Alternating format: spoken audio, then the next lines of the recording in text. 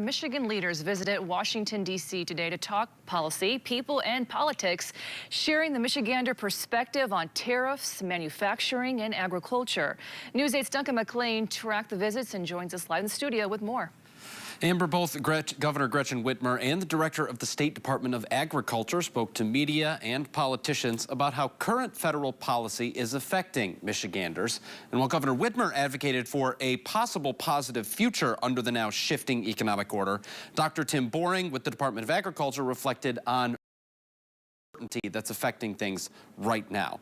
He spoke with our Nexstar DC bureau about his visits on Capitol Hill, first highlighting Michigan's exporting record set last year at $3 billion. Agriculture represents the second largest sector in that figure and will be one of the most affected industries by the sweeping tariff structure if they ever actually take effect after that pause today. Those will affect exports like soybeans, dairy products, and processed foods that go to Japan, China, and South Korea, as well as staples like wheat and meat that go back and forth over the Canadian border.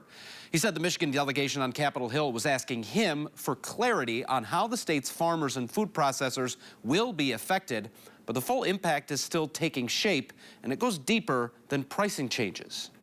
Hogs, for instance, that might begin their life over in Ontario, only to find their way into Michigan here later in life. We export back and forth a lot of products. Wheat, for instance, comes in significant quantities. So as we begin this growing season, there's a lot of concern then about the continued viability of those markets and making sure that the United States is seen as a trusted and reliable trading partner. Boring added that they're having their own conversations with trading partners to reassure those relationships amid all this uncertainty. But the overall impact of trade changes is putting a strain on those talks at the state level. The discussion reached beyond tariffs as well, touching on the tangible effects on agriculture of the government's cuts to U.S. aid and potential reductions in SNAP benefits. Both of those programs are supplied by Michigan food products, finding their way into markets abroad and into the homes of Michiganders that use SNAP assistance. U.S. aid cuts put a dent in demand for those products, and SNAP could do the same if cuts are made there. On News 8 at 5, I'll dig into Governor Whitmer's speech and tour in Washington today. Live in studio, Duncan McLean, News 8.